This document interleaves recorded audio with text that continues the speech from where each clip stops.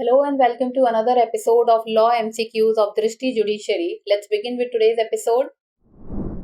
Which section of the Code of Civil Procedure defines mean profits? Section 2 subsection 3, Section 2 subsection 6, Section 2 subsection 12 और Section 2 subsection 15. Civil प्रक्रिया संहिता की कौन सी धारा मध्यस्थ लाभ को परिभाषित करती है? धारा 2 उपधारा 3, धारा 2 उपधारा 6, धारा 2 उपधारा 12 और धारा 2 उपधारा 15. The correct answer for this question is option C, section 2 subsection 12. इस प्रश्न का सही उत्तर है धारा 2 उपधारा 12.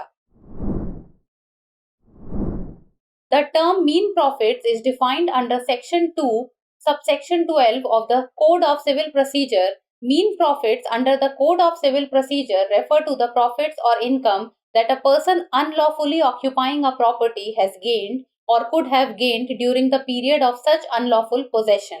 शब्द मध्यस्थ लाभ को सिविल प्रक्रिया संहिता की धारा 2 उपधारा 12 के तहत परिभाषित किया गया है. सिविल प्रक्रिया संहिता के तहत मध्यस्थ लाभ से तात्पर्य उस लाभ या आय से है जो किसी संपत्ति पर अवैध रूप से कब्जा करने वाले व्यक्ति ने ऐसे अवैध कब्जे की अवधि के दौरान अर्जित किया है या प्राप्त कर सकता है. Next question. Which section of the Legal Services Authorities Act of 1987 discusses the organization of Lok Adalat? Section 10, Section 19, Section 25, Section 30. विधिक सेवा प्राधिकरण अधिनियम 1987 की कौन सी धारा लोक अदालतों के संगठन की चर्चा करती है? धारा 10, धारा 19, धारा 25, धारा 30. The correct answer for this question is option B, Section 19. इस प्रश्न का सही उत्तर है ऑप्शन बी धारा 19. Section 19 of the Legal Services Authorities Act of 1987 deals with the constitution of Lok Adalat. The term Lok Adalat means people's court. These courts are intended to resolve disputes amicably and efficiently without going through the procedures of traditional court litigation. विधिक सेवा प्राधिकरण अधिनियम 1987 की धारा 19 लोक अदालतों के गठन से संबंधित है. लोक अदालत शब्द का अर्थ है लोगों की अदालत. इन अदालतों का उद्देश्य पारंपरिक अदालती मुकदमेबाजी की प्रक्रियाओं से गुजरे बिना विवादों को सौहार्दपूर्ण और कुशलतापूर्वक हल करना है. Next question. Which section of the Citizenship Act of 1955 deals with citizenship by birth? Section 3, Section 5, Section 6, Section 7. नागरिकता अधिनियम 1955 की कौन सी धारा जन्म से नागरिकता से संबंधित है? धारा 3, धारा 5, धारा 6, धारा 7. The correct answer of this question is option A, Section 3. इस प्रश्न का सही उत्तर है ऑप्शन A, धारा 3. Recently, in the case of Union of India versus Bahare Bakshi, the Supreme Court ruled that an Indian spouse's physical or virtual presence is essential for processing an OCI card application for foreign nationals as per the Citizenship Act 1955. Section 3 of the Citizenship Act of 1955 deals with citizenship by birth. This section outlines the conditions under which a person is considered a citizen of India by birth. हाल ही में भारत संघ बनाव बहारे बख्शी के मामले में सर्वोच्च न्यायालय ने फैसला दिया कि नागरिकता अधिनियम 1955 के अनुसार विदेशी नागरिकों के लिए ओसीआई कार्ड आवेदन पर कार्यवाही के लिए भारतीय जीवन साथी की प्रत्यक्ष या अप्रत्यक्ष उपस्थिति आवश्यक है. नागरिकता अधिनियम 1955 की धारा 3 जन्म से नागरिकता से संबंधित है. यह धारा उन शर्तों को रेखांकित करती है जिसके तहत किसी व्यक्ति को जन्म से भारत का नागरिक माना जाता है.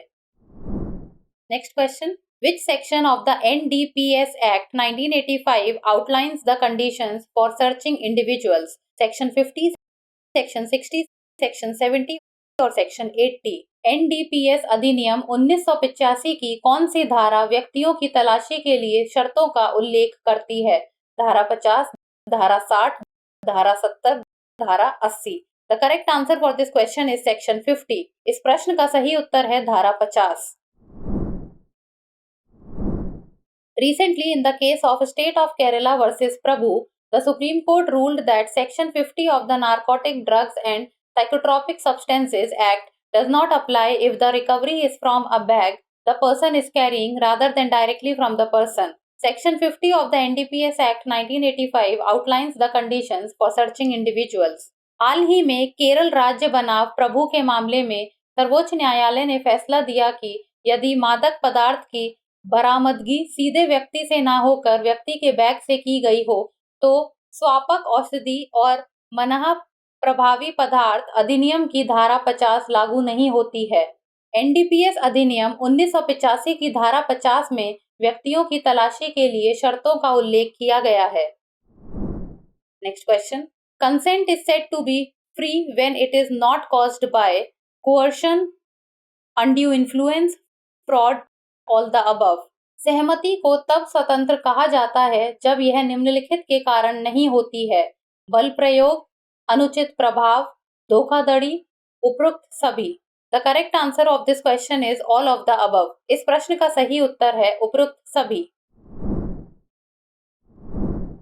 Section 14 of the Indian Contract Act provides that consent is free when caused by coercion as defined in Section 15, undue influence as defined in Section 16 and fraud as defined in Section 17. भारतीय संविदा अधिनियम की धारा 14 में यह प्रावधान है कि सहमति तब स्वतंत्र होती है जब वह धारा 15 में परिभाषित बल प्रयोग, धारा 16 में परिभाषित अनुचित प्रभाव तथा धारा 17 में परिभाषित धोखाधड़ी के कारण ना हुई हो। Now it's time for the practice question. A stipulation in a contract of sale with reference to goods which are subject thereof may be warranty, guarantee, agreement, both B and C. विक्रय अनुबंध में उसके अधीन आने वाले माल के संदर्भ में एक शर्त हो सकती है: वारंटी, गारंटी, समझौता, उपरोक्त B और C. Send us the answer in the comment section. आप इस प्रश्न का उत्तर हमें कमेंट सेक्शन में दे सकते हैं। That's all for today. Thank you so much for watching.